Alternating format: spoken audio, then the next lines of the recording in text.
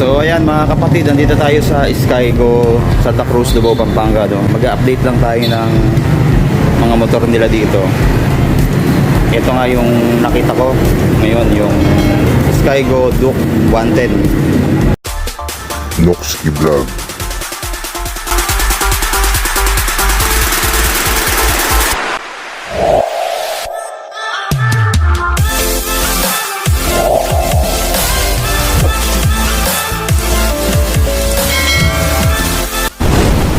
Noxky Vlog.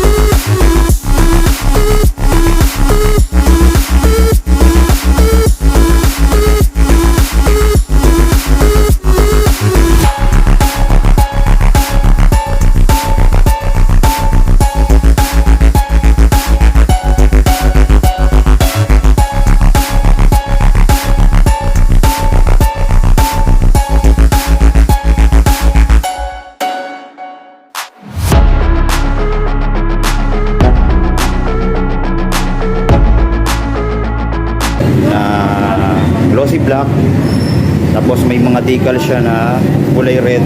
Ayan, Duke 110 ng Skygo. Dati na rin tong lumabas, no? Pero ngayon i-review natin ng konti ito para malaman nyo yung mga specs and then yung mga features nito, no? Ito, kung titingnan natin, ito yung parang Suzuki Smash nila, no? Dahil 110 lang din, kaya matipid din sa gasto dahil Euro 3 compliant na rin siya. Yan. Sa mga nagtatanong, itong purpose nito mga kapatid, yung tubo na to, tapos may hose papunta po yan sa carb, pabalik. Ito yung tinatawag na Euro 3 compliant, no? So yung unburned gas, ibinabalik niya sa carburetor para sunugin ulit. Kaya yun yung nakakapagpatipid sa isang motor. Yan yung Euro 3 compliant na tinatawag. So isang magandang feature siya sa mga motor. Kahit carb pa siya, makakatipid ka na sa gas dito, no? Tapos mababa pa yung CC, kaya talagang napakatipid niyan. Yan. So tingnan natin yung itsura nito. Maporma din to mga kapatid, itong Skygo Duke 110, no? Dito sa harap makikita natin itong kanyang headlight. Ayan yung design niya, maganda rin yung design, no? Pero yung ilaw niya halogen bulb pa, no? Ayan. Tapos yan pa letter M yung design ng kanyang headlight, no? Ayan. Tapos dito sa bandang baba, yan, glossy. Tapos meron siyang dalawang bolts dito, no? Pwede mo ding paglagyan ng accessories or mga driving light, pwede yun mga kapatid. Tapos dito sa kanyang signal light, naka halogen bulb din. Ayan. Pero wala namang problema yan, mas malakas yung ilaw niyan mga kapatid, no? Pati dito, kabilaan. Then pagdating sa kanyang fender, ito glossy black. Sa quality ng kanyang plastic, okay din, hindi naman malutong, no? Sakto lang. Hindi siya basta-basta ma-scattered kung mabangga man tayo. So okay din to. Goods din yan. Tapos dito sa kanyang harap, ito naka-disc brake. Yan yung kanyang disc brake do. Maganda rin, no? Nasa 3mm kapatid yung kanyang disc brake. Tapos naka-caliper siya. Yan. Naka-dual pad caliper, no? Yan, kulay gold. Ang ganda ng kulay. Tapos naka-telescopic fork. Gulong naka-spokes nga, no? Pero yung gulong ay tube type. Yan. Ang size ng gulong dito sa harap ay 70 by 90 by 17. Yan. Tapos dito sa side fairings niya, ayan, may pagkakahawig siya sa Suzuki Smash yung design. Pero hindi naman talaga, kumbaga may originality pa rin, mga kapatid. Tapos dito sa side na to, kanyang pangilalim na makina. Kulay glossy black, no? Tapos may tatak ng Skygo yan dito.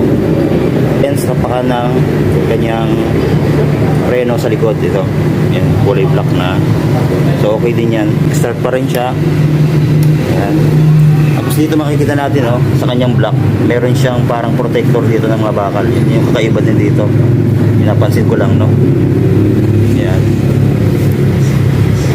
Tapos sa kanyang footrest sa angkas, ito. Ayan. Maganda rin yung design, no? Tapos sa flip niyan, tapos pero ito, goma to. Ayan. Tapos sa muffler, yan makikita natin, no? Medyo naka-slant din ng konti, forma din siya, no? Tapos meron siyang heat guard na parang stainless yung kulay, no? So okay na okay ito, mga kapatid. Tapos naka-dual shock sa likod. Ayan. Tapos dito naman sa likod niya ay naka-spokes wheel din. Ang size naman ng gulong dito, ito, 80 by 90 by 17. Ayan. Tapos drum brake yung kanyang preno sa likod. Ito natin, no?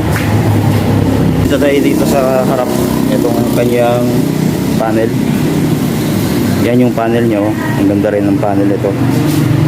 Ayan, naka analog. Tapos ito na yung kanyang speedometer hanggang 120 sagad. Tapos odometer nya. Tapos meron na ring ito gear indicator, no? Yan, may neutral, may 1, 2, 3, 4 speed. Tapos ito yung kanyang signal light indicator. Tapos may fuel gauge din. Ayan, makikita natin. So sa headlight, ito naman. Yung isa kang kinagandahan. O, kompleto na. Ano, makikita na natin. Tapos dito sa kanyang mga pindutan sa switch, meron siyang high and low. Then turn signal light, ito. Tapos meron pa rin siyang choke, no? Then busina. Tapos pagdating dito sa kabila, bukasan ng ilaw. Yan. Tapos yung electric starter nya. Then sa throttle, okay din, no?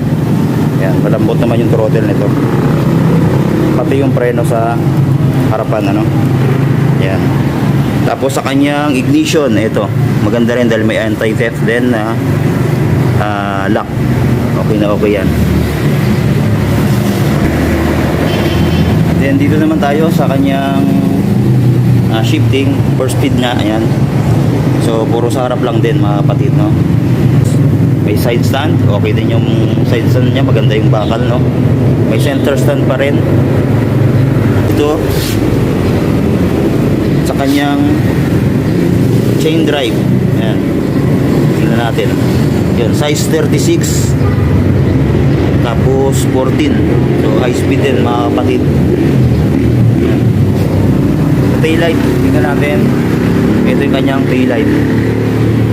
Ayan, naka halogen bulb pa rin lahat, no? Ang kanyang taillight. Pero maganda yung design, no? Aggressive din yung forma nito. Tapos sa fender sa likod, okay din.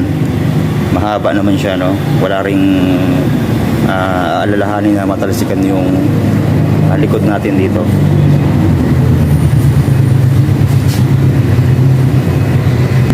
Then dito naman sa kanyang grab bar, ito. Ayan, no? Ito natin, maganda rin, no? May goma siya, no? Makapit. Ayan, no?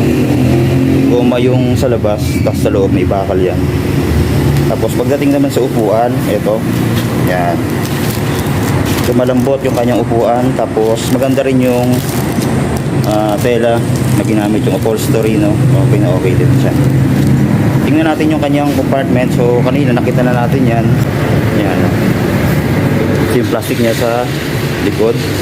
Then dito, ito yung napabilib ako. Meron siyang cover. Ayan, no? Sa Wow. mismong ano niya, compartment. So hindi siya madudumihan basta-basta dahil may cover na. Yan, isang maganda rito. Tapos yung loob, ito. So maliit lang mga kapatid, pero medyo malalim ng konti. So, pwede na rin natin malagay yung mga personal na gamit natin tulad ng yung mga tools, no? Tapos yung kapote natin, pwede rin dyan. Tapos yung battery niya, nandito na rin nakalagay. Yan. Yan, makita natin. Diyan nakalagay yung battery. So hindi pa natin makikita yung ano, hindi pa kasi naka-operate to. Tapos dito, ito yung kanyang fuel tank. Yan. So kadalasan sa mga ganito sa 3 point, mahigit yung fuel capacity, no? So okay na rin mga kapatid sa ganitong CC, no? So ayan po yung Duke 110. Tapos sa susi, ito maganda rin, no? Ayan, susi niya laki, no? So sa mga gustong kumuha, no, available yan dito sa Skygo Santa Cruz, Davao, Pampanga. Tapos ang down payment nila, nagtaas na sila ng down payment, pero yung price naman ito hindi naman nagbago, same pa rin ng dati, no? Ang down payment niya pala ay nasa 3,000 pesos. Tapos ipa-flash ko na lang mga kapatid yung price, no? Tapos tsaka yung installment, propose ko na lang dito.